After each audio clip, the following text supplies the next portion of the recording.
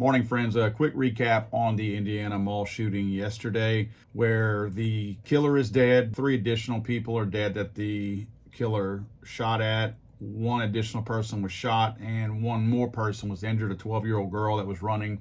It's been confirmed that 12-year-old girl was not shot. She was running, injured her back, and her family took her to the doctor after they got home after the incident. But of course, that's being included as one that's injured. Again, rightfully so. I just don't want the misinformation out there that she may have been shot. A 12-year-old was not shot yesterday.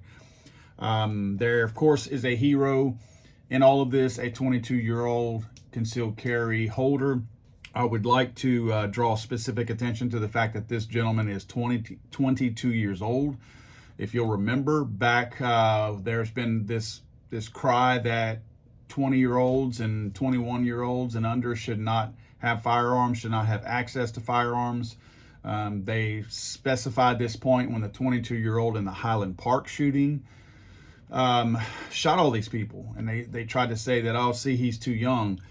I would like to, since they don't want to talk about it, I'd like to draw specific attention to the fact that this young man was 22 years old and had the wherewithal to interject himself into a situation that he could easily have run from, walked away from, hid from, whatever, drew his weapon and engaged that suspect and took him out, likely saving lots of people, because it's being reported that suspiciously it's a long gun that somehow or another has not even been recovered yet. If that doesn't smell like a stinking, rotting fish, I don't know what does. But a long gun is allegedly what was used, along with multiple magazines is what they're saying. Now, multiple, I have to assume that that's more than 2, right? Let's just make that wild jump here, that multiple. If it was 2, it would have been 2. So it's more than 2, I'm assuming. In Indiana, you can have a 30-round magazine. So I'm going to assume that he had a 30-round magazine in his long gun and 2 additional ones. That's 90 rounds. Again, this is just a wild guess. I'm just using these numbers for the sake of making this point. So we've got 90 rounds in there. 4 people shot. 3 of them are dead, 1 wounded.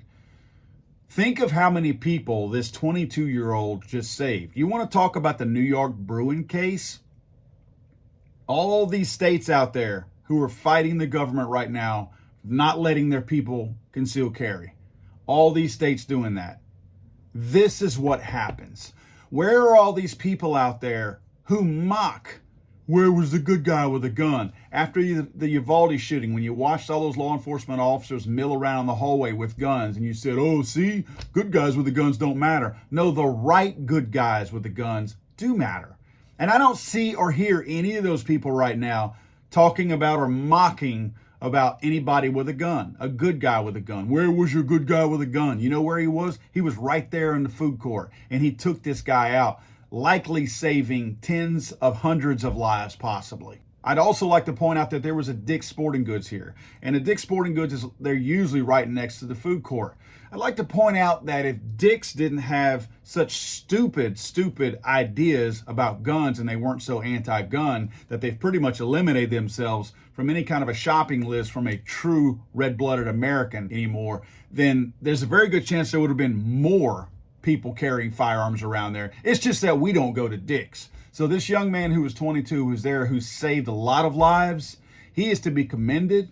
Thank God he was there. And as more of this comes out, I'll be happy to share with you guys.